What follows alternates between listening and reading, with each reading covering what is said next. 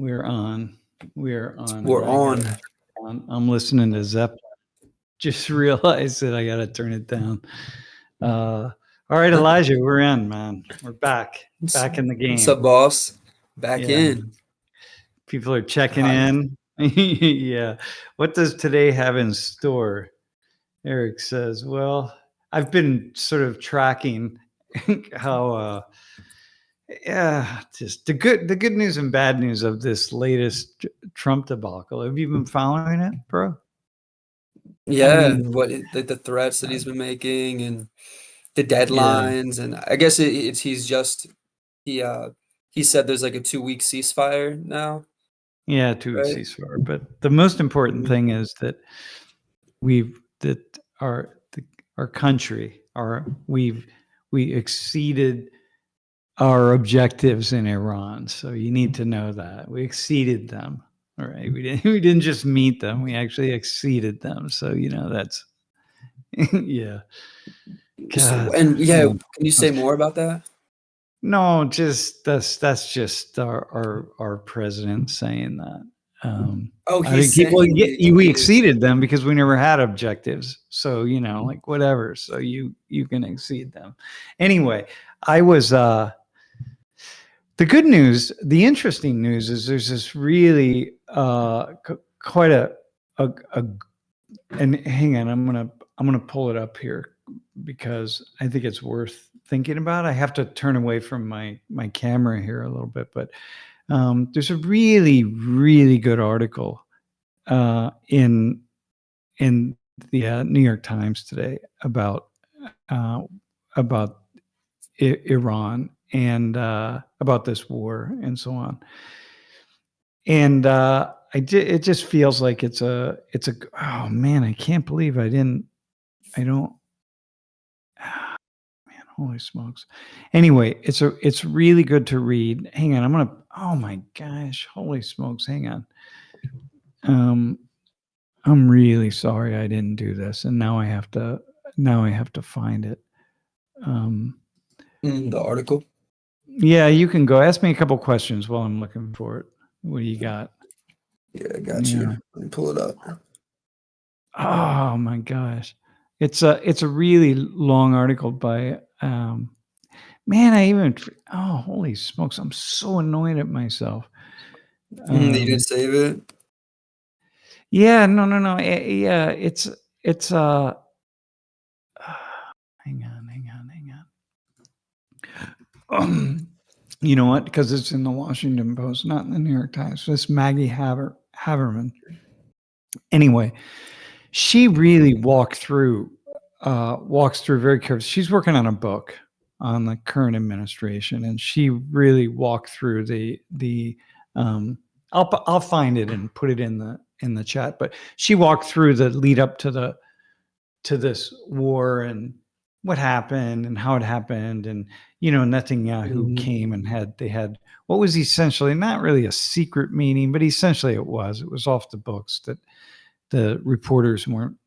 He didn't talk to any reporters. He didn't talk to anybody, and they met at the White House and they kind of laid things out. But the point about it that was really fascinating is how many people in the Trump administration are really not on board or weren't on board and haven't been on board, including J.D. Vance. And you wouldn't know that just kind of by following things. But, I don't know where she got or how she got, all the information she did. But I mean, she's been writing about the administration for a long time. Anyway, really, the people just not really on board, and people just people who I really thought were very much on board were like, hey man, I'm not sure this is really a good idea. So Netanyahu and his team really just came and said, look, now is the time. This is at the end of February. Now is the time to we jump in and like take them out, and we're going to, change the administration or change the government, and we'll, bring in a less radical government will rise up and so on. And, I forget who it is, but his national security person said, that thinking like that is farcical. Were his words, right? And I guess I say this because it really gave me. I was starting to feel like, my God, we're going off the edge, 100%, man. Everything is falling apart. But what I got from this is actually there are a lot of guardrails on. I mean, we know there are guardrails all over the military. That's not a question. But there are a lot of guardrails, including people inside the administration. So, anyways, So I'm you're going to saying, find it and I'm going to put it up. So, you're saying that the people that aren't on board are actually the guardrails? Because I was assuming you were saying that there's yeah, people that aren't on board, but it's just silence, and they're not. There's nothing they can do about it. But essentially, these guardrails, there is something that they can do to like kind of try to keep some things in place rather than let it go totally yeah, off the deep end, like you're saying. yeah, exactly, man. Yeah, Got it. Interesting. yeah. And here, hang on, I gotta find it. Here's the article, man. I'm gonna put it up. And it is in the New York Times after all. I'll put it in the chat. Yeah, and so this is there. You may not be able to see if you don't have a subscription to the Times. It might be, well, you'll be able to read if you don't click on a lot. You'll be able to read it, but it's 25 minutes to listen to, and it's really worth listening to. It's so Maggie Haberman is really quite amazing. And I don't know this Jonathan Swan guy, but they're both White House reporters. Anyway, yeah, they're the guardrails, So, I mean, look, here's this article right here with J.D. Vance campaigns for Vance says he praised the U.S. is on God's side in the Iran war. I mean, or this Hegseth talking. I don't even know what this guy talks about sometimes. It's like when people start saying stuff like that, it makes me think they've just lost their mind. Like God's side in a war. Here, we're in a war. What did we dropped a bomb and 100 plus children died with the bomb? Like, what? That's God's side. Like, whose side is it, man? But the point being, and then the Iranians sending missiles up and leading to the deaths of people, killing people. I mean, just whatever. It's just, to me, insanity. But the point, so I start thinking like, oh, people are nuts. People are just nuts. They've lost their damn minds. But this article really helped me to see some things that, okay, but these people aren't completely nuts, I mean, they couldn't stop certain things. Well, there's a process going on, right? I mean, that's the nature of it. But you follow your boss at some level. I mean, there are things at Penn State that I just absolutely 100% disagree with, like spending $700 million on a football stadium upgrade. You know what I mean? Like a structure that gets used 7 times a year, 8 times max. And this is pure nuttiness, right? But but I don't. There's nothing I can do about it. You just sort of follow through, and I keep going to work, and I get my paycheck, and I do everything I do that makes it seem like I'm so supportive of Penn State, and it is what it is. So, and these kinds of decisions. So anyway, it's a really, really good article to read if you're feeling like, wow, this is nuttiness. And again, she's not, or the two authors aren't 100% against Trump. It's not like that. It's just showing that people, the levels of thoughtfulness in different ways on different people, even like in different moments, I think really critical moments, the president asking other people, like, what do you think about this? Which I never imagined he ever asks anybody for their opinion. So anyway, Are there, so for those that don't have a subscription, are there like details? Because you're giving like kind of a broad general idea of what the Yeah. article's about? Are there specific Yeah, I just details? did, man. Yeah, that's the best Okay, you're gonna okay, get. okay. You'll find it. You'll find Yeah, it if yeah. you just just Mhm. look for it somewhere. Someone will have put it up, and you can Right. also get a brief subscription for a trial subscription. But it's really, really worth it. Mhm, I felt mhm. so much better after I listened to it early this morning. I just So felt better. it's like not all yes men in there. I think we were talking about this in the previous Yeah, podcast, but yeah, like there's actually those that are opposing some of the goals he has or objectives yeah. he wants to. Mhm. Yeah, and like some of this nutting, and then there's some nuttiness, like Hexeth, the guy. Yeah, he's just to me, he's all, he's a guy who, so he's he has some really pretty. Has some. Uh, For those that don't know he's, him, who is he? yeah, Hexeth is Maybe. our Secretary of War or Okay. Defense. War. I don't know. It feels like I'm hearing people say defense again, but supposedly war. Used to be called the Department of War, and then it became the Department of Defense, which is kind of interesting because it still is war defense. It's like, in ways you just use a name, right? Call it what it is. Yeah. But I mean, it's both war and defense, right? I mean, it really depends. Right. Uh-huh. Um, but the point being, you know, this guy, he's got his he's one of these guys with the skeletons in the past, alcoholism and addiction and, stepping out on his Right. wife and family and different things, like affairs and like, just like, come on, dude. It's just come on, man, give me a break.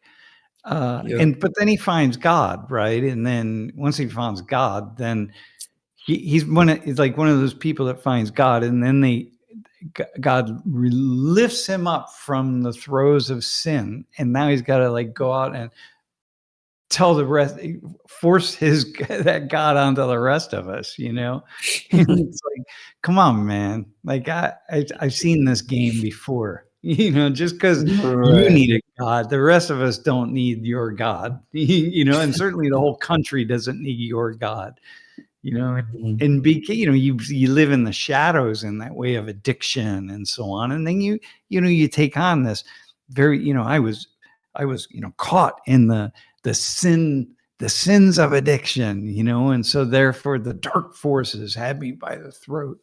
And Right. and the dark forces have everybody by the throat. It's like, no, they don't actually, dude. They have you by the throat, but they don't have me by the throat. You know what I mean? So don't Right. force your God on me.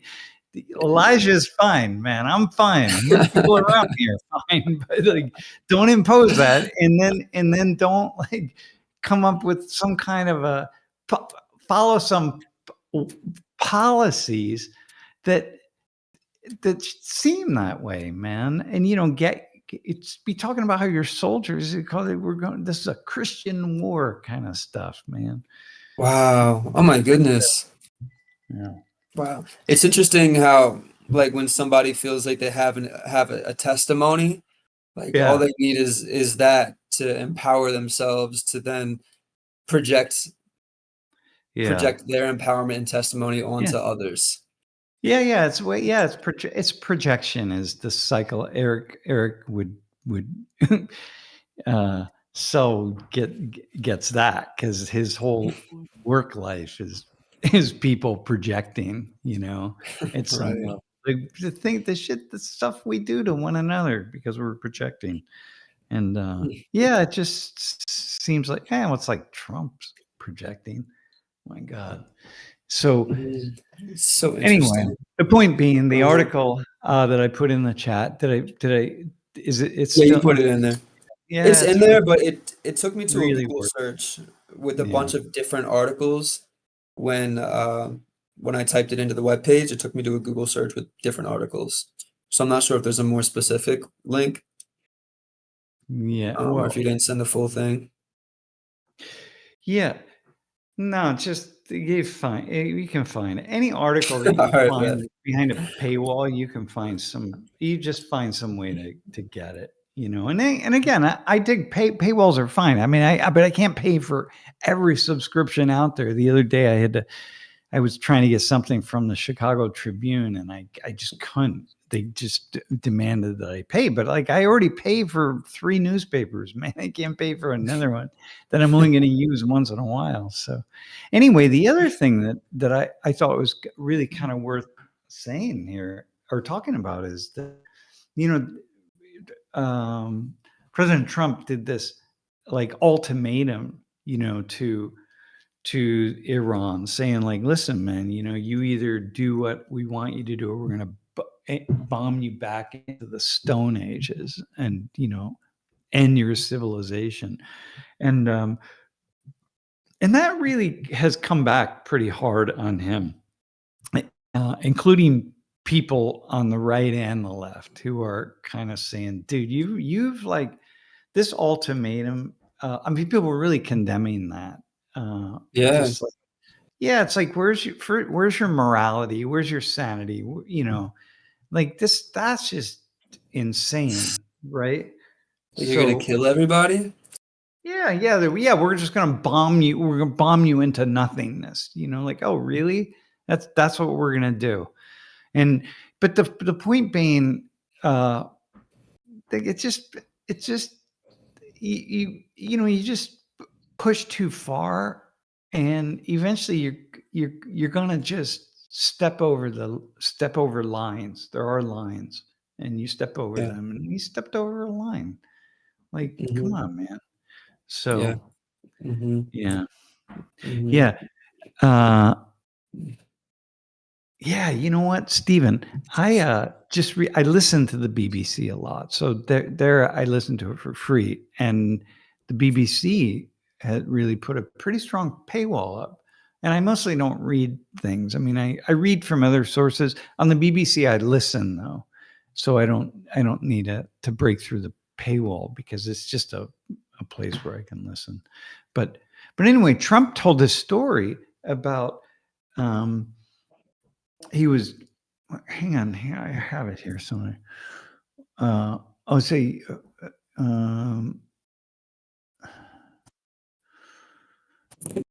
yeah, that he told, what did he tell? It's like he was talking about how he told Xi Jinping that he was threatening to bomb Beijing or Moscow or something, and that Xi Jinping thought, it's like on one hand thought he was crazy, but Trump said, yeah, but 10% of him didn't think I was crazy, was wondering whether I was serious or not. And Trump's idea is like, well, that's all you need is 10%. If you get someone to think that this guy might be serious, then that's all you need, right? But what I would say is, the problem is that's not diplomacy. You can do that in your neighborhood. You can do that, on the street corner. You can do it in high school with various kids in your high school when you're 16, 17 years old. But you don't do that in the global world of diplomacy. And if you do that, when you do things like that, that's largely an indication that A, you're not very smart, and B, you're not very sophisticated, and you don't really understand what's going on. So that's my take on that. So, but nonetheless, right?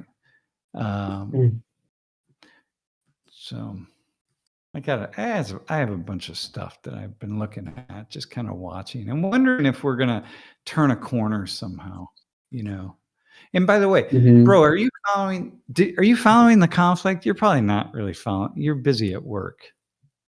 Not too much. No, I'm not.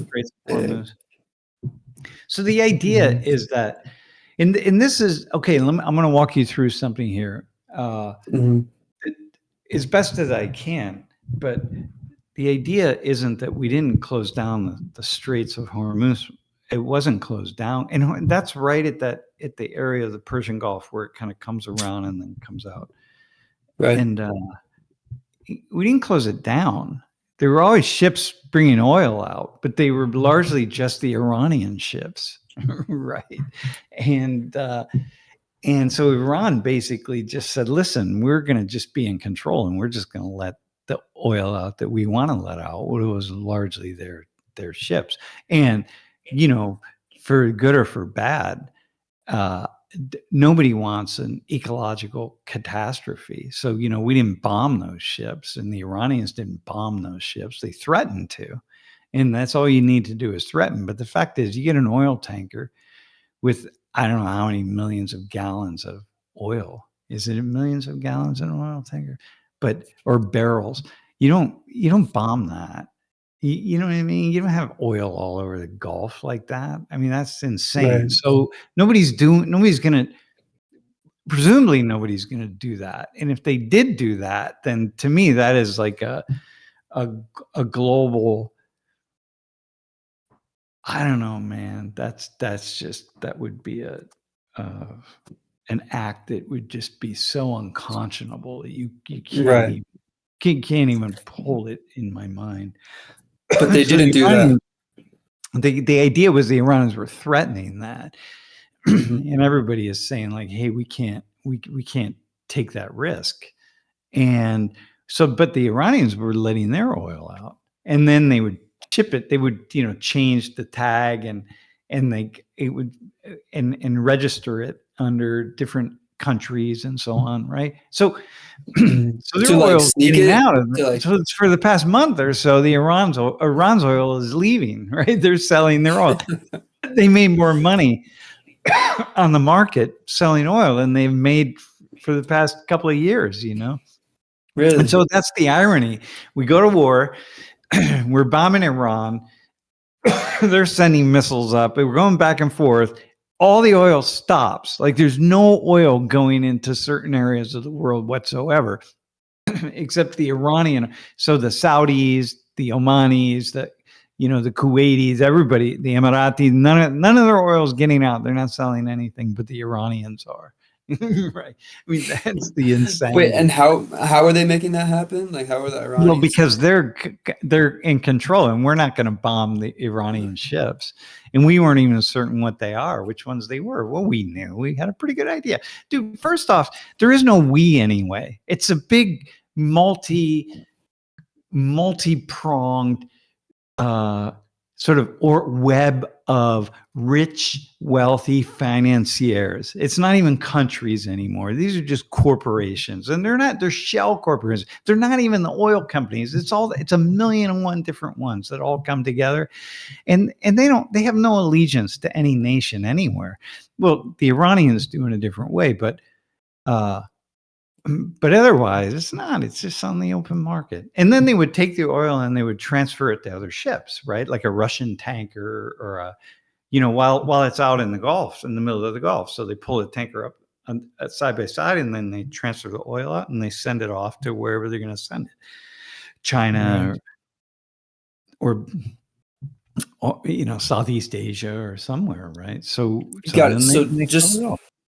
just to make myself like clear, and maybe for those that don't know as much about it, like kind of that are in the position that I'm in, you're saying that the Iranians were closing off the strait out of punishment, Yeah, due to yeah, the conflict between the U.S. and themselves, and yeah, so no other country was able to sell oil because of yeah. this Oil closure. However, the out. Iranians were able to do it, and so Yeah, because of that, they were making more money than they ever have yeah, because because the the price demand of was so oil went up high. too. Yeah, Right. yeah. Yeah, yeah, And yeah. Okay. And we so, weren't, and other countries weren't willing to bomb the Iranian ships, even when we were certain they were ships. There was Iranian oil that was being sold, but we weren't willing to bomb them in the middle of the Gulf.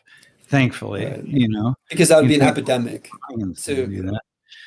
like ecological epidemic, which is what you were Dude, saying. can you imagine one of those Right. big oil tankers going down in the middle of the Gulf? Do you know the kind of nobody ever really talked about that, but the kind of crisis that you know would ensue is just beyond. You can't even imagine it, man. It's just unbelievable. Right. So everyone just sort Right. of shuts down, right? Right. And in Iran, there's so much corruption going on that the way it happens in Iran. It's actually kind of, I was reading in the Economist about. I track energy through the Economist. It's a really good source for understanding energy, right? Mhm. whether it's oil or solar energy or nuclear or whatever. But Mhm. you know, in Iran, man, they just there's not there you don't have they don't have the hard currency that because of the embargo and so on, right? But they have the currency of oil. So different sectors of the Iranian society, they get certain percentages of oil, right, that they sell on the market, and then it comes back to them, and then it just comes because there's Oh, embargo, because everything is just shut down and tracked. You have to have all these little shell games that go on with the profits and the money. So it's got to get back to Iran, but it can't just get. It's not coming back in like dollars or something, because we track it, and then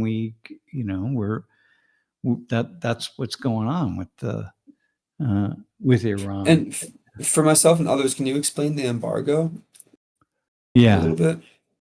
Yeah. Well, the embargo is that, we've Mhm. kind of decided that, hey, our allies, neither us nor our allies can buy Iranian oil or Iranian goods or sell them Oh, anymore. right. That's the little, okay. Yep. Yeah, but of course they do, Mhm. right? I mean, you can't stop that because, it doesn't, or weapons, but of course they do. That's the nature of it. But so if you're going to sell Right. something to the Iranians, you got to do it in a way that you got to have several shell companies so that it's more difficult to track. And Or when you use the virtually word shell, impossible. you're like discreet.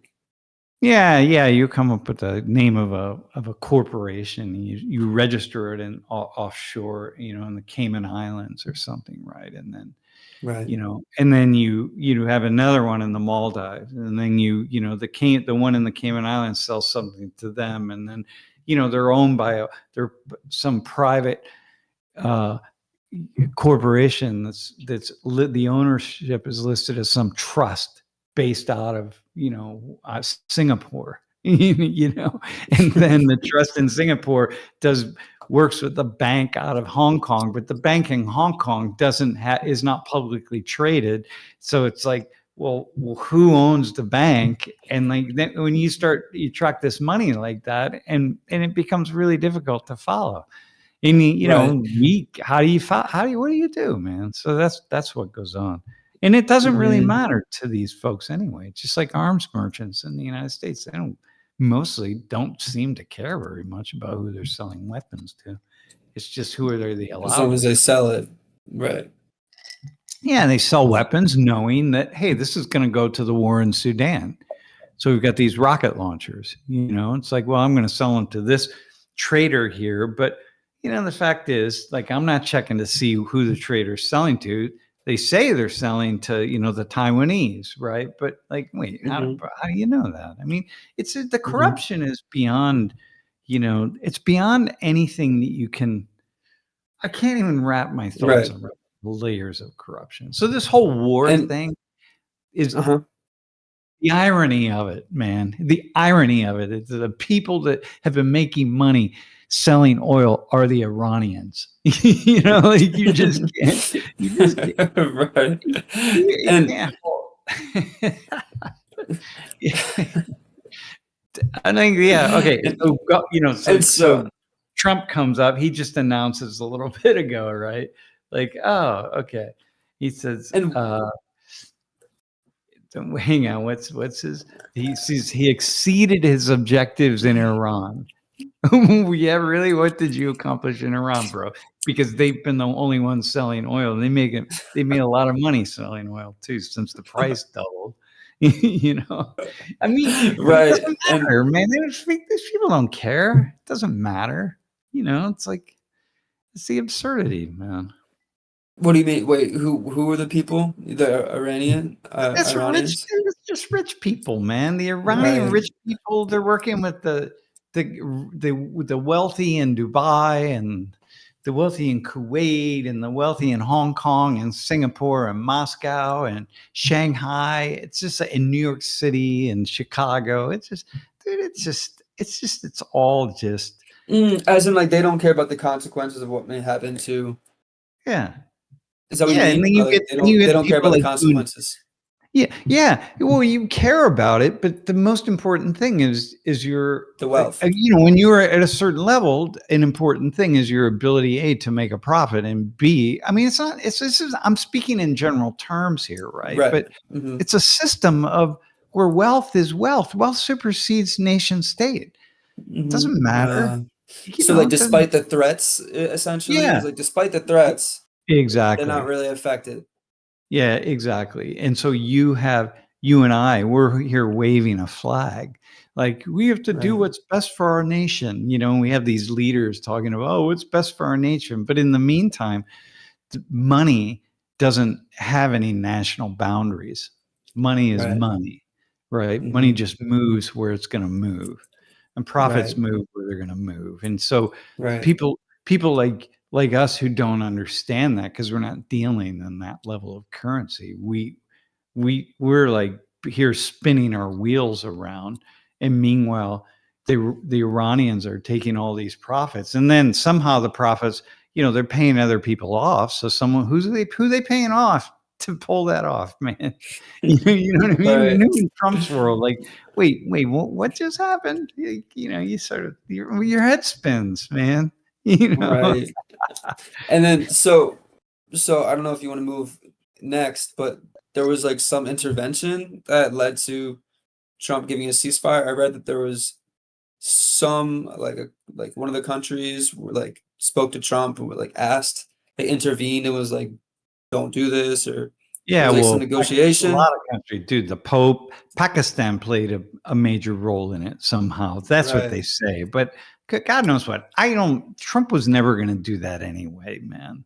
Dude, the look, you understand. We start bombing the infrastructure. So Trump, he just speaks before he even thinks, this Right. guy. So it's like, Right. because he's not a diplomat in any way. So he doesn't understand. This isn't, dude, you're not trying to purchase a plot of land in Atlantic City to build your casinos back in 1987. Like, and you got to talk to Guido and Rocco, who are connected to the bank that owns that land, and like, this is not what this is, bro. This is a very different world. So this guy runs his mouth, and Right. and then he's got a, and then Taco comes into effect constantly. You've heard Taco, right? Trump always chickens out. That's a Chinese thing. Now, when the Yeah. Chinese are coming up What's with an taco? acronym, Hold on. Trump always chickens out. Taco, Oh, right? okay. When the Okay. Chinese are coming up with an acronym like that for you, you better take a long, hard look in the mirror to see what's going on. But the reason is, it's not that he chickens out. It's just that he's spouting stuff. He's talking rhetoric, which is why people love this guy. You go to his campaign rallies, and he's like just diarrhea of the mouth, man. He's just going here, here, here, here, and it's fun to listen to, really. I mean, it's Right. really far more interesting than the vast majority of people, which is why people listen to him and go to his rallies, because he's funny. And you somehow, if you're not, if you just allow your emotions to let go, then you can just be like, oh yeah, right, okay. But the point being, Right. you're never gonna bomb the Iranian infrastructure. It's like, come on, man. So when he made that statement about, we're gonna bomb, what do you say? We're gonna eliminate their civilization or whatever. I don't remember what he said. Yeah. But it's like, okay, I hear that, and I'm just like, yeah, dude, yeah. But other people don't. They don't know that. You hear something. He When you follow said, other nations, right? What did he say? What was the thing? yeah, from the Wall Street Journal. I don't know. He said a whole civilization will die tonight, never to be Yeah. brought back again. Yeah, whole civilization. Yeah. Look, the thing about, I'm looking at the one comment, Angela, about getting objective was to get to the table and negotiate. They were already at the table. That wasn't it, man. We were already at the table, and the Iranians were already there weeks ago at the table. So this is the thing. Like, you have to. You really, the most important thing when you're in a situation like this, you have to imagine that you're on the other side, And as much as sometimes people don't want to do it, you have to say, or it can be difficult to do, you have to put yourself in the shoes of your so-called enemy, whatever that is. And you got to find out what it is that they're saying and what are they doing and what's their objective. And you have to assume that your enemy, whoever the enemy is, right? Your opponent is a reasonable, rational, thoughtful actor. Like, you have to do that. And so in this case, you got to be like, all right, listen, man, the Iranians aren't nuts, right? Clearly they're not. They figured this out, right? They're no more nuts than the Americans are. And so it's like, wait. And so, you have to do that. You just got to see everybody's a rational, even the Taliban, it's like, as much as in a million years, I'm not going to be like, yeah, the Taliban in Afghanistan. All right, let me put myself in their shoes. It's like, no, I don't want to. They're a bunch of radical Islamist idiots, the vast majority of whom are illiterate and can't even effing read.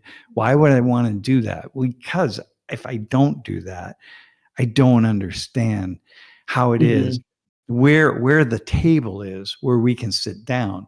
Sometimes I find out, hey, they're already sitting at the table. It's just that we refuse to pull up a chair, or we're at the table and they refuse to pull up a chair. But the point being, you can never start by assuming that we're the only ones who are the rational actors and thoughtful actors. So the Iranians were absolutely very clear. Yeah. Yeah. Instead of like allowing yourself to justify that all of these people are just pure evil. Well, And yeah. that they don't have any sense. And listen, Fat Panda Frank, do I have a left-leaning bias? No, I don't have a left-leaning bias. I am 50% willing to critique my own nation. And because I'm 50%, and the vast majority of people in a nation aren't even close to 50%. They're like generally in the 10% range of willing to critique their own nation, other than to say, oh yeah, our nation is ruled by rich people and rich people are the problem. That's not a critique. That's a fact. That's every nation is like that. No, the critique is to be willing to, hang on, the critique is that it's a very different thing. And I'm simply my job, because I'm a student of the world, my job is to, wherever I am, whatever's going on in the world, I put myself in their shoes, like Xi Jinping, like the Chinese, like I'm always reading stuff from inside of China. They have their yearly meetings, and then they have their 6-month meetings. And I watch video from this, or I read, what are the minutes of the meeting? What were they saying? When the Communist Party has their gatherings, right? They have their 5-year gatherings when everybody comes together, and I'm just like, I'm imagining myself in the leadership in China. I'm saying, all right, what are they saying? What's their job? Their job is to do the best that they can for the Chinese people. Okay, that's cool. What are the problems that they have? Well, they got a lot of poor people, man. 2/3 of the Chinese citizens live in rural areas. So it's like, wow, 2/3. 2/3, man. And they, it's like, and they got rising expectations. Like, man, rising expectations in China. So you got these, you got 600 million people in China that are like not even near where they want to be economically. And you're a leader, and you got to deal with this. You got a party, the Communist Party, the Chinese Communist Party, right?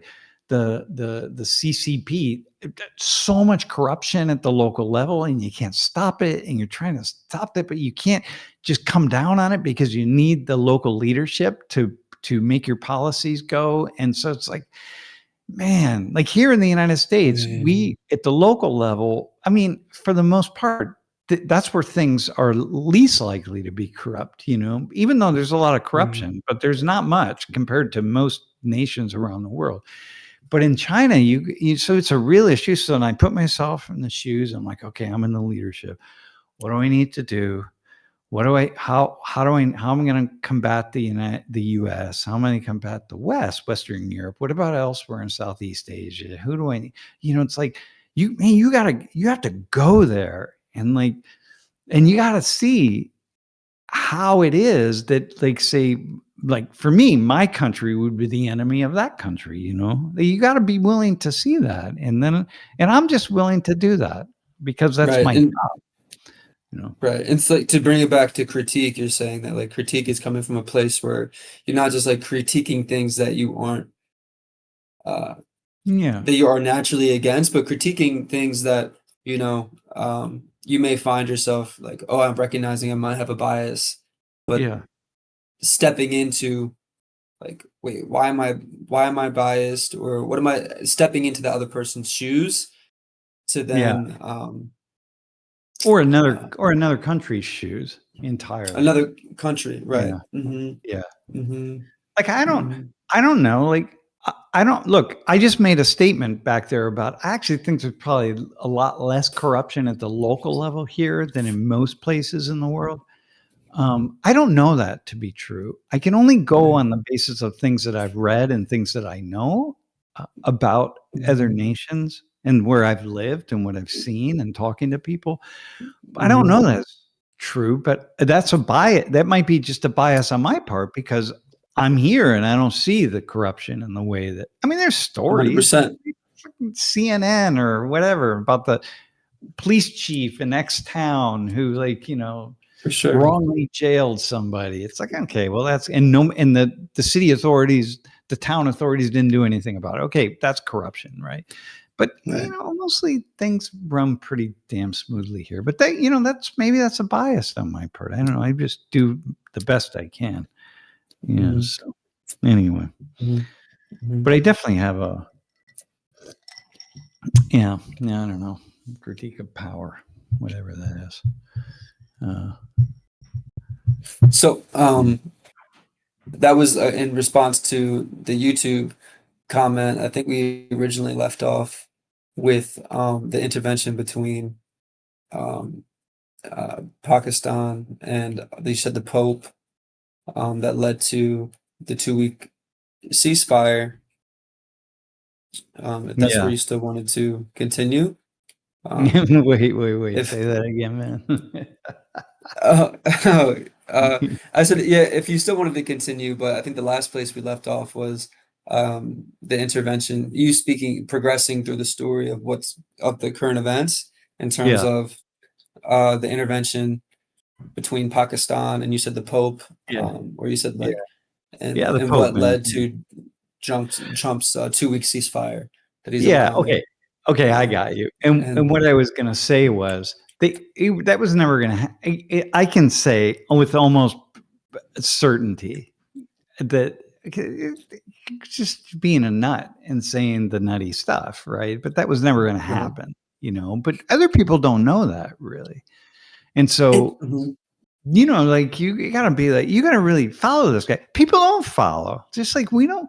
Xi Jinping, if you ask the Chinese premier, you ask the average American, even people who kind of pay attention to China, like, well, what's his personality like? What are the specific things that Xi says that make Chinese know, like, oh yeah, that's just a bunch of blustery bullshit, right? We don't pay attention to that, right? Mhm. But it gets Mhm. reported on in the news that he said X, Y, or Z about the future, the next 5 years, China's gonna be boom, and Chinese know, that's just a bunch of blustering nonsense, man. Just like with our Mhm. leaders, we can assess that, Right. but we don't know Mhm. that about Xi. We'd think like, oh my God, here it is. This is China. You have to, at so many levels, dig into the psychology of things and all the leaders all over the world and why they say this and why they say that and who they're really speaking to and how they're speaking. And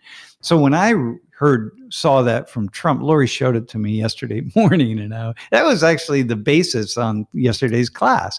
The title of the class is What Grabs Your Attention. Mhm. Well, they came from the fact that she showed me this headline. Trump saying, "Yeah, we're gonna fucking end civilization in Iran if they don't by 8 o'clock tonight if they don't do what I want them to do." Right? And I was like, she showed that to me, and I'm like, "Whoa, shit!" That grabbed my attention real fast, man. You know what I mean? Like, oh, damn. All right. So so then I went into class to ask people, and that was on a slide actually. I just never got to that slide in class because we just went in different directions, but Right. it was just like, well, what's grabbing your attention? That one grabbed mine. A lot of stuff with him, a lot of stuff I can just kind of not pay attention to, but that one did grab my attention, and in part maybe because it was just so vulgar, just so vulgar. Man. Vulgar, 100%. Yeah, it's like, oh, come on, man. And you see the Iranian people, man, last night their time last night, like all night, citizens surrounded different installations in Iran to say, like, listen, man, you're gonna bomb this, like we're gonna surround these installations with civilians. It's like, damn, man. When you say installations, what do you mean? Installations What that are they thought were going to installations? get bombed, that might get bombed, and like, we bombed the MIT of Iran, the university, it's like, there's just, the bombing is just, it's unconscionable actually. And but the war is at every level, it's unconscionable, so the Iranians, the Iranian government is unconscionable, going out and the violence committed against Iranian citizens, man. You imagine that happening here.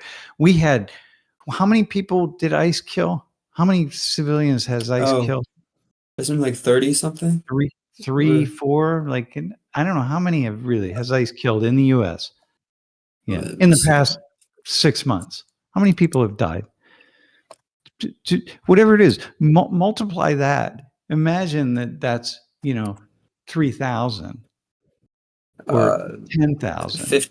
15 as of early April. As of early April 2026, at least 15 people have died in U.S. Immigration and Customs Enforcement since January 2026. Now imagine that's 1,500, 15,000. Or 30,000. We don't know what the number is in Iran, right? Because people in Iran they're inflating the number tremendously because they want to make the government look bad.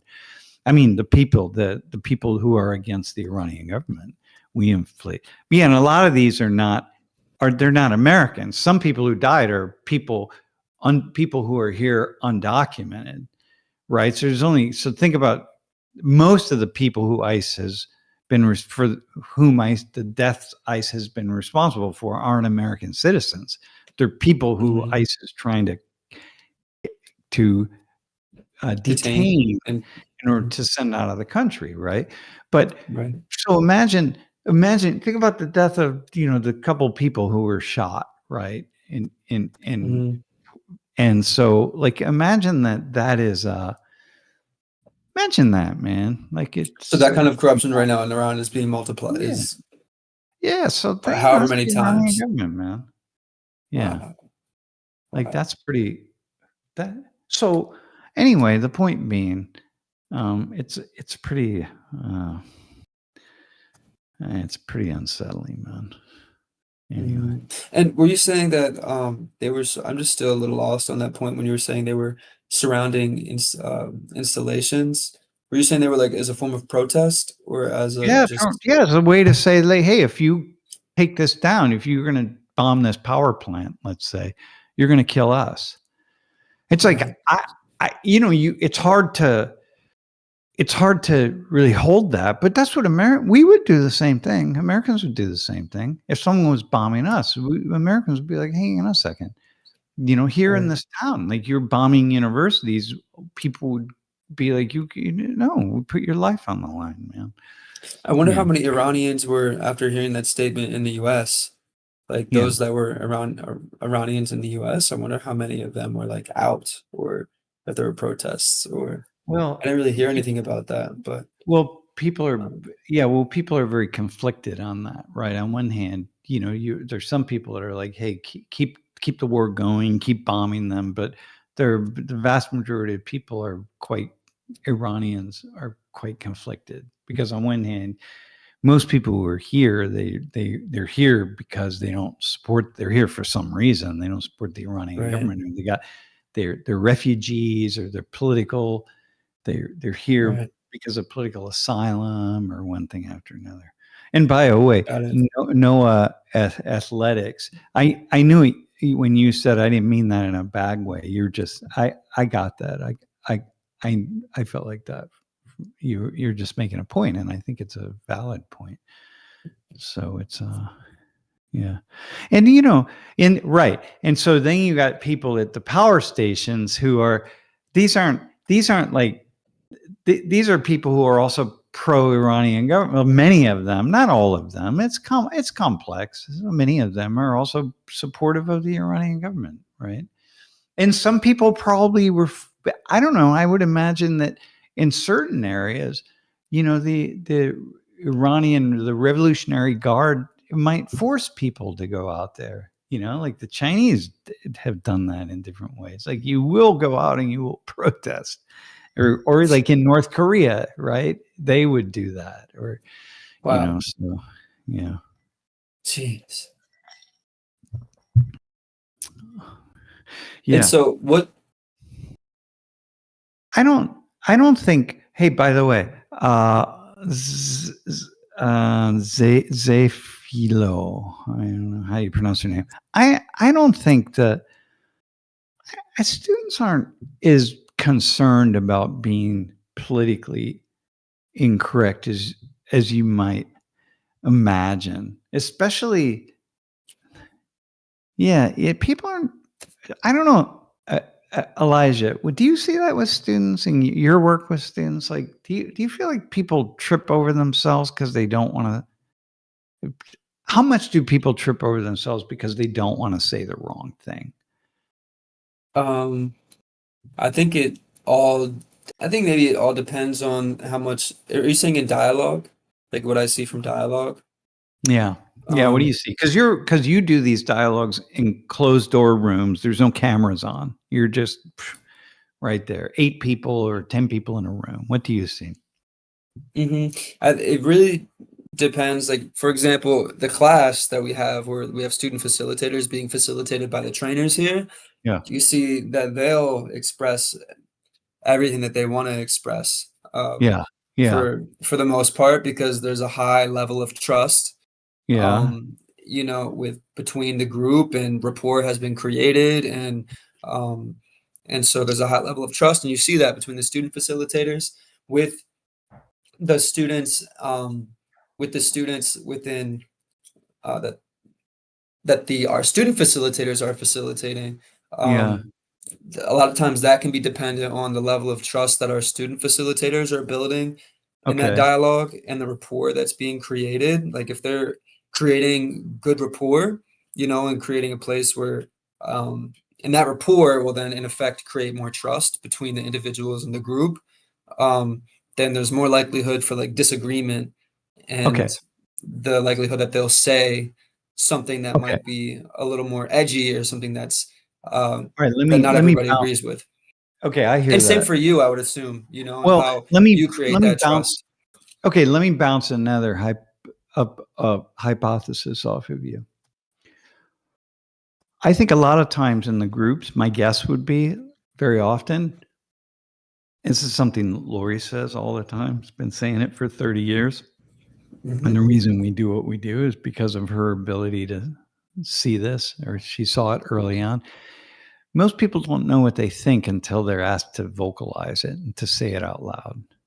Right. And Mhm. mostly say it in a room with more than one other person who you imagine thinks like you do, right? So you have to like take your thoughts and you got to say it. Yeah. Put your thoughts into words. My guess is Uh-huh. the one thing that you see a lot, what I see in my class for sure, is that I'm asking people to talk about things they've never thought about.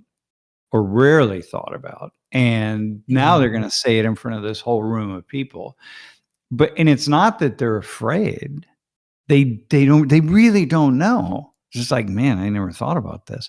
And one thing that happens a lot is that people will say in they'll say privately, they'll drop the microphone, they're talking and they'll put the microphone.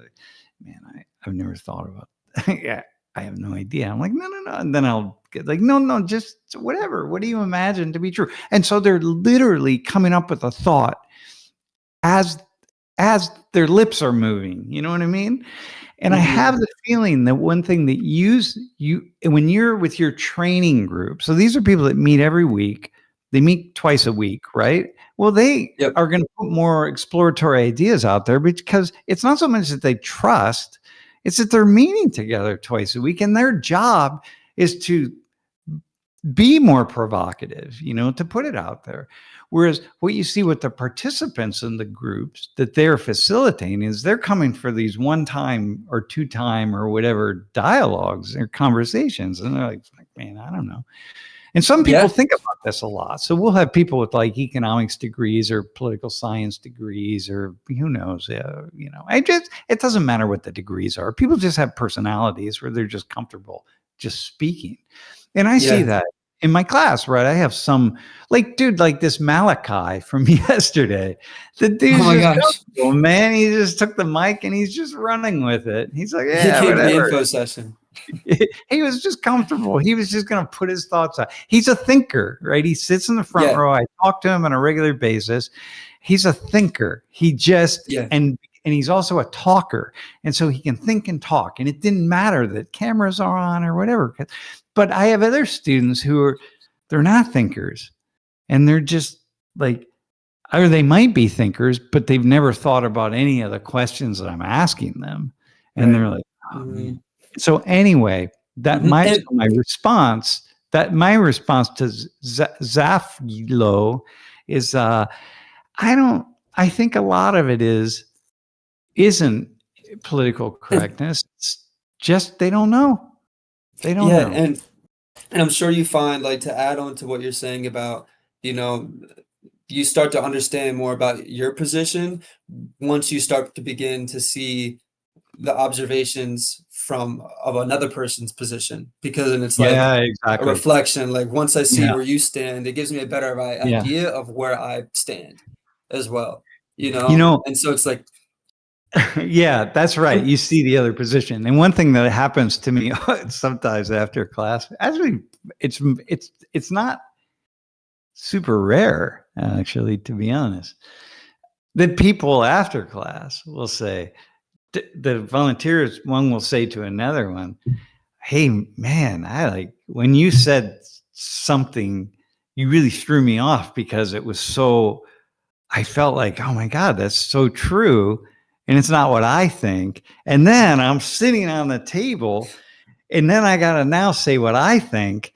And I'm like, well, I think I used to think this, but that person just made such a persuasive case for that. And now I'm really, then I was, they'll say like, then I was really flustered because I'm like, oh shit, how do I, now I don't know anything, Right. And then it's like, there's also a way that the class is set up where you don't tell the volunteers, and this is for anybody who doesn't know this, Sam doesn't tell the volunteers what they're going to talk about prior to the stream or prior to class happening. And we do that for a particular reason, so that students don't come in with a whole bunch of ideas that they would want to share, so that we get their honest, actual thoughts to these questions. If we did it in a way in which we prepped everybody, maybe it could be different, but we don't. And also, one of the reasons why people might think that students are being politically correct and they're not saying what's on their chest is because this is, like you said, the first time they're being asked these questions, or it's the first time that they have to like actually answer in a way that they know that they're going to be challenged because of how the class is set up. So now they have to think, okay, so if I say X, Sam is going to say Y, and I need to prepare to get back to A somehow. And so that's also part of the thinking.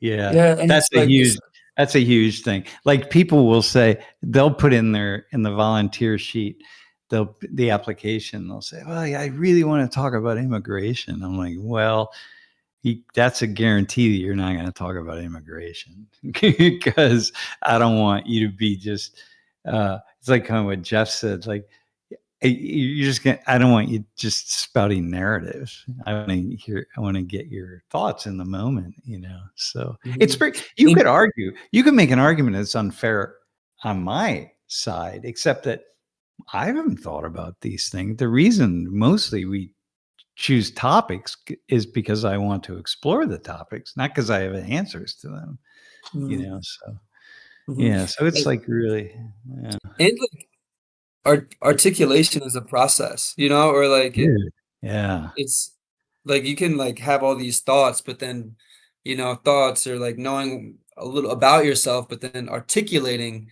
those things about yourself can be it can take time for someone.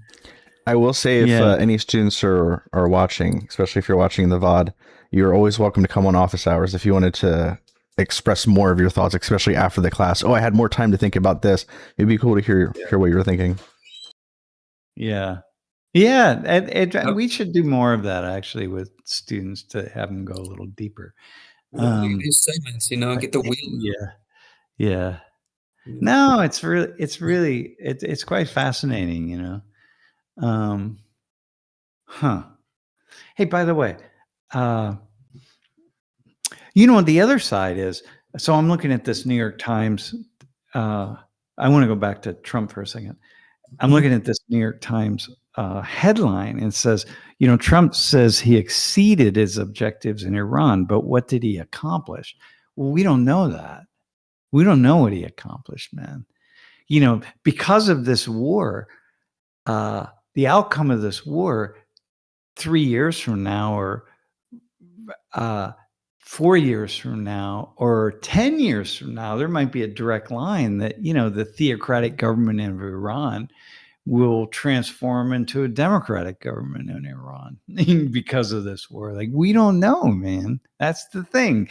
I can now say like, oh, well, he didn't accomplish anything, right? But we don't know that. That's the point of history, man. That's why somebody like a Trump is so interesting, because, he shakes the tree so much and in so many places that other people haven't shaken it, that things gonna happen, man, for good and for bad. And like, if you don't like Trump, you're only going to focus on the bad, and if you like Trump, you're only going to focus on the good. But either way, you don't know what the good or the bad is in the long run, or good or the bad are, right? So that's what's kind of the effects of the good or the bad. Yeah, well, you can't know. Like, you just can't know. We don't know like the good and the bad of the of the Bush administration, or Clinton, or Obama, or Biden, or Trump, the first Trump administration. We don't know. We have no idea.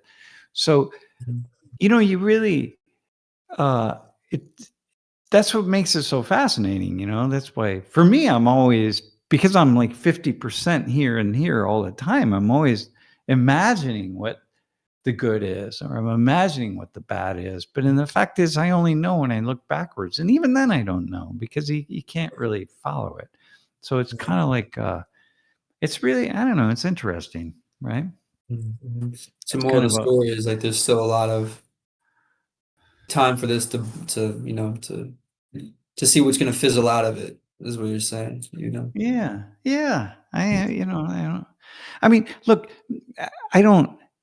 I can, my point is,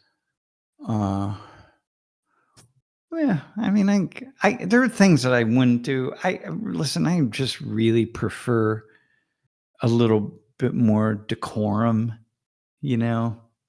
right? When I just prefer that, but I don't know, people prefer more decorum for me. Like, you're a professor, don't call students dude or bro or whatever. I'm like, all right, well, I know.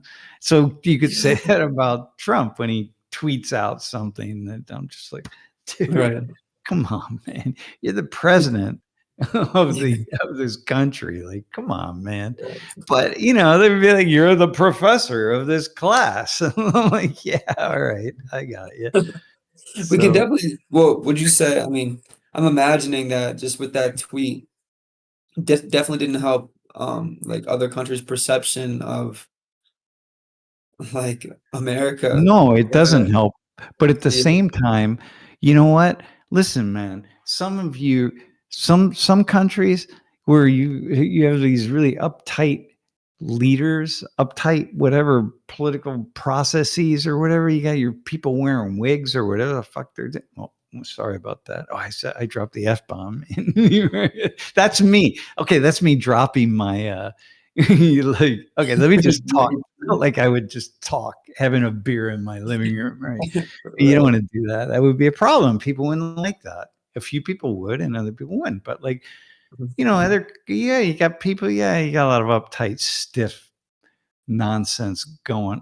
Decorum. It's like you could go for a little less decorum right there, and a little bit more.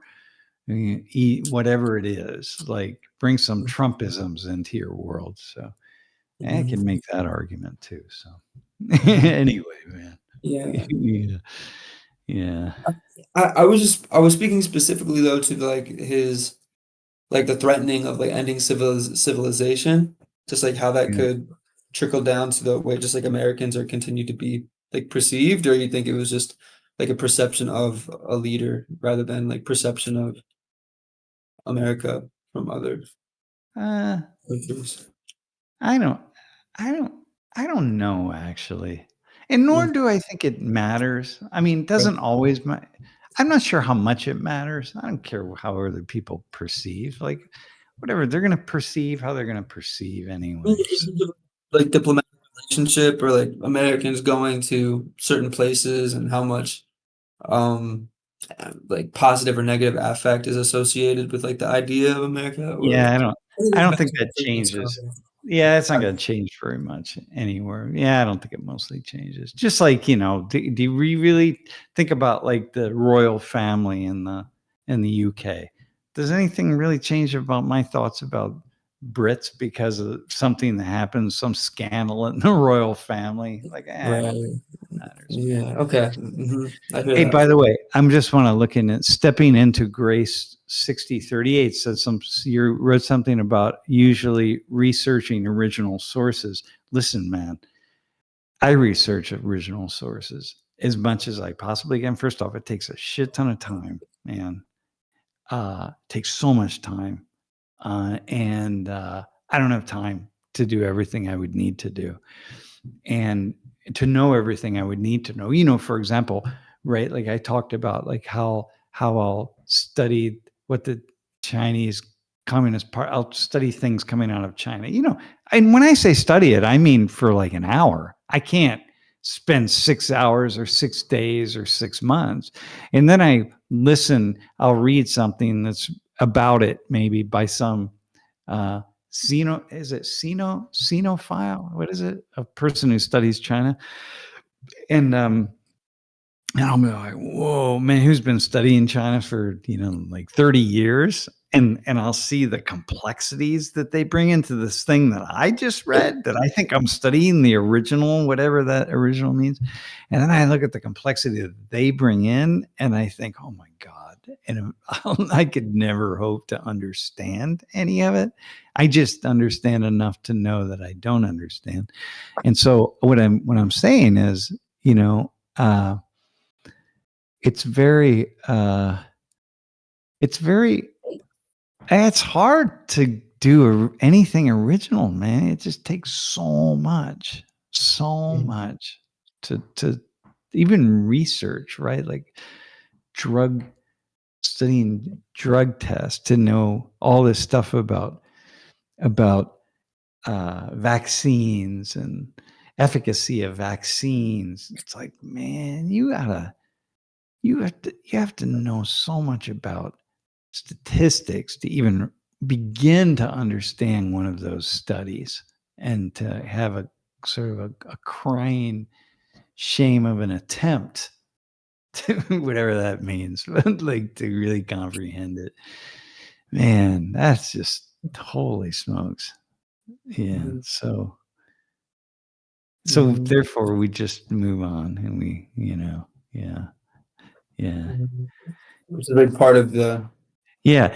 I think the dilemma issue, anybody who thinks the US is not always at, so stepping into grace. It's like the US is, I just live my life being like, we're wrong half the time. And even when we're wrong, we're only wrong on that half the time, and other countries are wrong half the time, or and whatever it is. It's just, but I think it's just easier to critique for some, it's, I don't know, like, I think when we feel pissed at our leadership, Elijah, I don't know if you see this, but when we feel pissed at our own we look around and we see the corruption, and like, it's just, God, it's so easy to be just so angry at that kind of stuff. Mhm. So then, we talk about it, and then we talk about our own country, but we don't know what's like in Malaysia and Indonesia. If you really understood the corruption in Indonesia,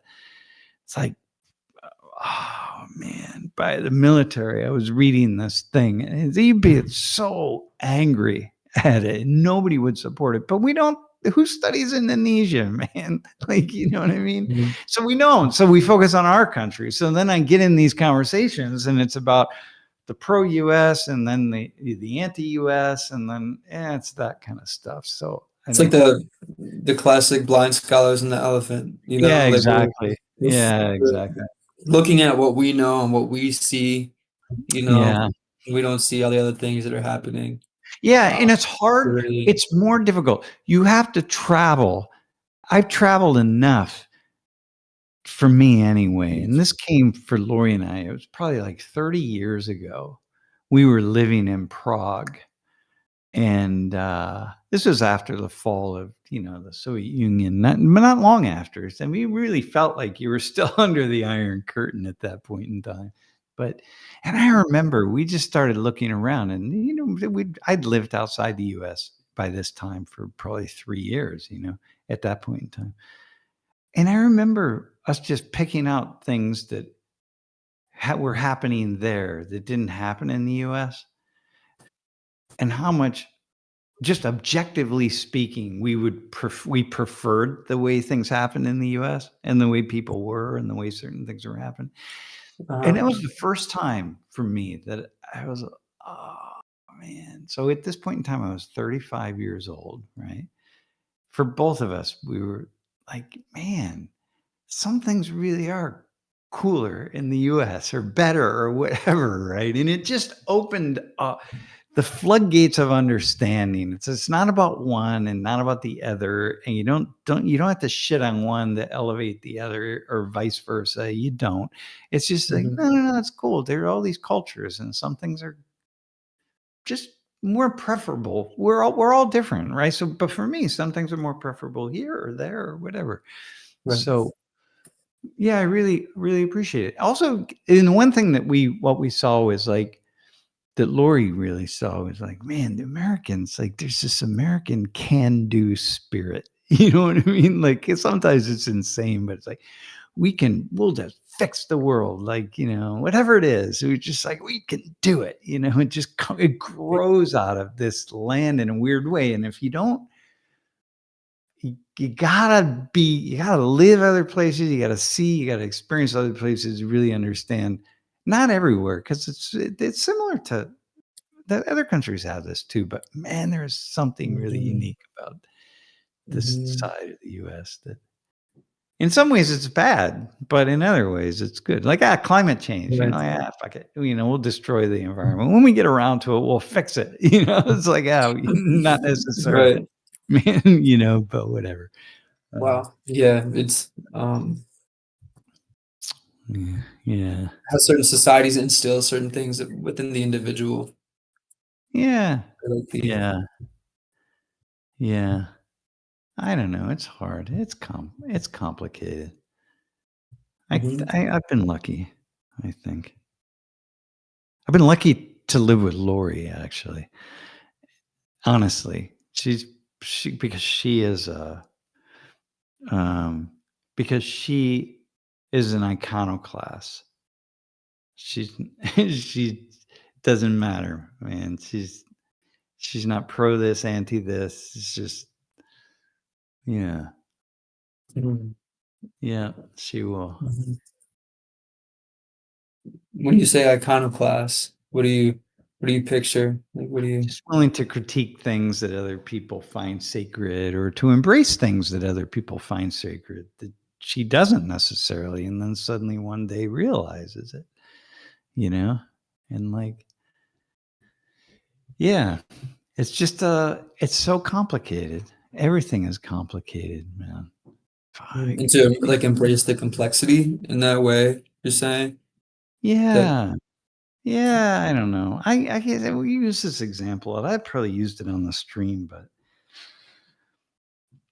we had this big ice storm here, and there was our neighbors. Hey, it was just electricity was out in the whole town. Did I tell this story last week? I don't think so. I feel like I told it recently. I don't know where I told this story, but electricity was out all over town. And I'm like, oh man, this is going to be bad. It's going to be out for days, really. It was so terrible. Man. And Mhm. what happened with us, luckily, what happened was this tree fell on the wire, the high tension wire, and it caught on fire.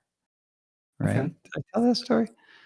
I'm- And so the neighbor calls the fire department, and now all the electric trucks are here. They're like not anywhere else in town. There's like 3 of them right here in front of our house, man. And these guys, the weather was so horrible, man. But these men, you know what I mean?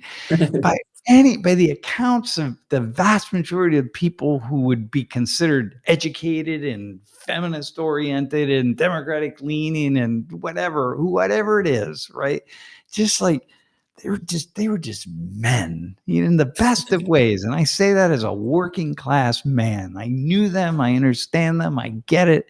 I've had beers with them, I've done hot grilled steaks with them. I'm like, whatever, dude. And now I don't know them all. You know what I mean? But and Laurie grew up. These are the men that Laurie grew up with, Mhm. They just came and man, they were just out there in the worst of weather, and they were going to be out there all night long and all the next day, and they were just going to be there. And the reason they were there was because they were just going to fix it. We're going to get this electricity up as quickly as possible. It's not because they're getting paid time and a half or double time or whatever. It didn't matter. They were there. It was their job, man. And Mhm. that macho, that thing inside of them. And Laurie's like, man, whatever that is, I bow down to that because that is going to get this electricity back on, man. And so, Yeah. you Wow. just it's stuff like that you gotta Mhm. say, yeah, okay. And what are your views about X? What that doesn't matter. It doesn't matter what your views about whatever. It's just this other side. So it's just like with you and with me and with everybody. There are things that are really endearing and other things that are not so endearing. And so you Mhm. got to be willing and able to see all those things. Right. Yeah. Mhm. Which is what allows me to be in class with people who have all their religious belief systems about, the guy yesterday, it's like, it's all about Allah, and the next person is all about Jesus. And the next person is like, well, it's not about either of them because I'm Jewish. It's all about my heritage. And for me, I love each one of them. I love it all. And I can Yeah. embrace each one. There's zero difference for me, Mhm. And Mhm. so, yeah. It's like I hear you saying like what between what the both of you between what you're saying and what Laurie said, like seeing the I don't think usefulness is the exact correct word, but the usefulness and how each member and what they bring is as a contribution to society in ways Totally. that other people don't have, and this person does, and that's a contribution. But what this person doesn't have, this other person, they have this thing that creates It's just contribution. And it's it's like, just it's all the right. things, man. And I just I dig it, right? Yeah. Yeah. I just really I don't know. I just really appreciate it. Yeah. Shout out, Laurie. Yeah. Yeah. You know, by the way, I'm noticing on the chat, you know, you got just don't, you have to just don't get worked. It's too easy to get worked up, man. If we were, this is the problem with chats. I'm noticing there's a little bit of people getting worked up. If you're sitting face to face with people, people are very calm and very kind, and we mostly listen to one another. It's very rare that we don't. But in chats, it's a lot easier to do that. We don't know who people are and we don't know what they are. And it's like me in class. I just will say something, I'm quickly saying it. And then after class, someone will be like, oh, I disagree with you. And you said X. And I'm like, oh, dude, fuck.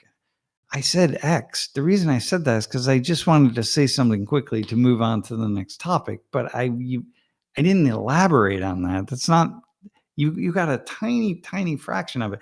And sometimes when I'm writing things out, like in a chat or something, I'm typing quickly and I'm not careful about the language I use. And I'm like just responding quickly to people, and you know, and I don't. So anyway, everybody just be kind, okay? I've noticed Chambray 24 and Stepping into Grace 6038. Yeah, just be kind. It's okay. We don't need to. We want to elevate ourselves as best we can and not be, yeah, we got to do that. Just be, because otherwise there's no sense there's no sense on it, you know, really. And if we can't, in the end, what we're really speaking to is ourselves, you know, right? We're just speaking to ourselves. Mhm. And, yeah, I don't know, man. Yeah. Yeah, chats can be a cesspool, man. They really, well, the reason is because we allow ourselves to get triggered. I don't like triggered. I think that word's going out, by the way. People don't use it anymore, thankfully. I hate that. I hate, but I never. But we can allow ourselves to get triggered at something. And I used to have that. I mostly don't anymore. I think it's because dude, as I get older and I get closer to death, all I see is the white light coming at me, man, and I'm just like, I don't have time, man. I just don't have time. I don't want to be. And I see how many of my students are really trying to do their best. Really do their best. Right. Yeah. They really are. And most of them will never be great thinkers because that's not what they do. They're not going to focus on that. They're going to prefer to do other things. And that's fine. That's great. They're not going to deconstruct economics but they're trying to do their best with what they have.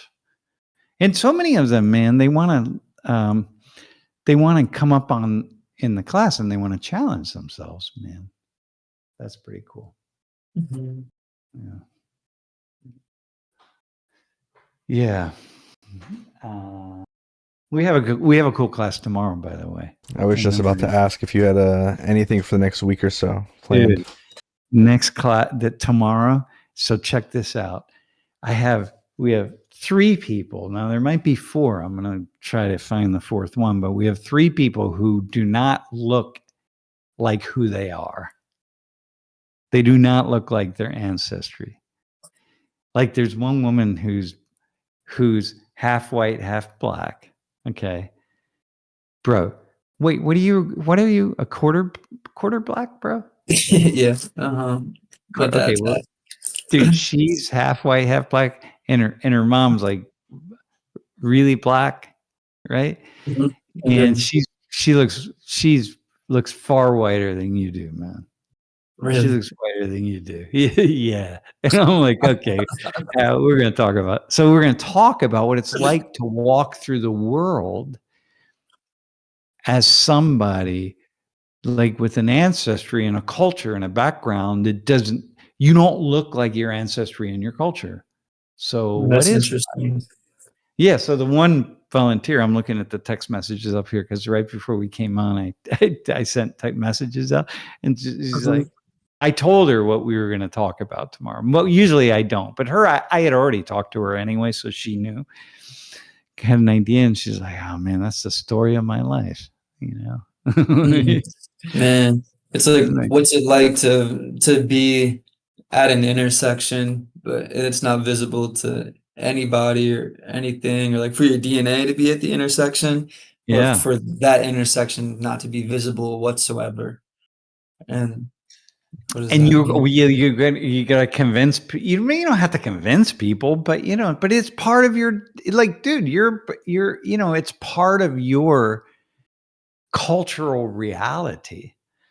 Mhm. It's like to not pay attention to that. It's like, what are you supposed to do? That's part of my answer. It's part of who I am. So what are you supposed to do? Not make it part of you? You know Yeah. what I mean? Yeah. That's so Yeah. tough, like feeling like what you're feeling like what, even though there's something that's a part of you, but like, because if I don't look like it, am I allowed to acknowledge it? What can I acknowledge in others? Yeah. You know what I Yeah. mean? Because and that's where it's like, what am I allowed to relate to? Or Yeah. Yeah, well, so imagine like me when I go to Europe, for example, right? And I'm in Europe, but I'm an American, but I'm in Ireland or Germany, or I'm somewhere.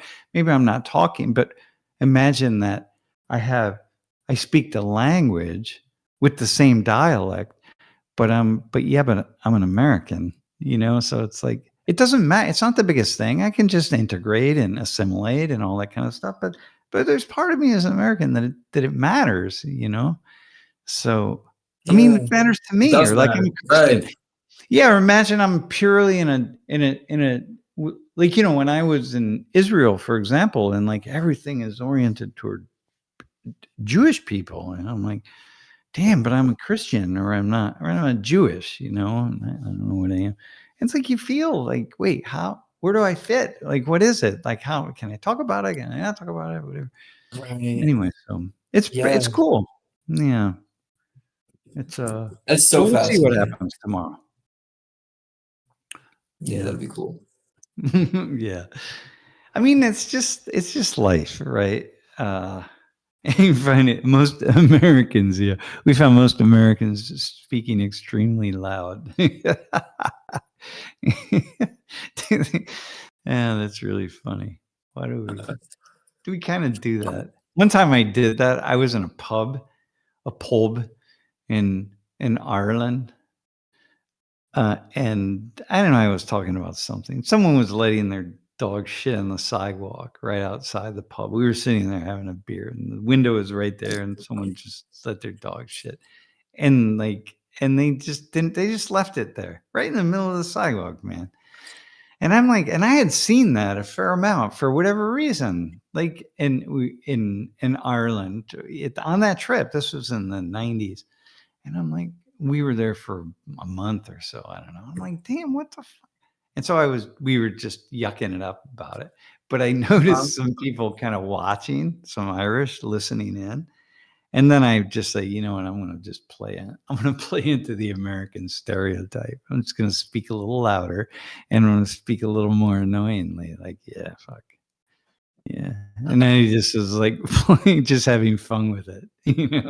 So somewhere out there, people tell a story about this American guy who was being such a dick, being About such a the jerk, about it being on speaking the sidewalk. loudly, talking about us letting our dogs poop on the sidewalk, you know?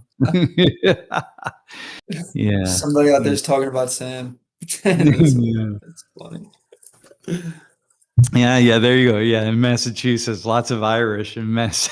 Exactly. That's like Polacks wearing white socks. Yeah, with black shoes. Yeah. Anyway, yeah, it was kind of wild, man.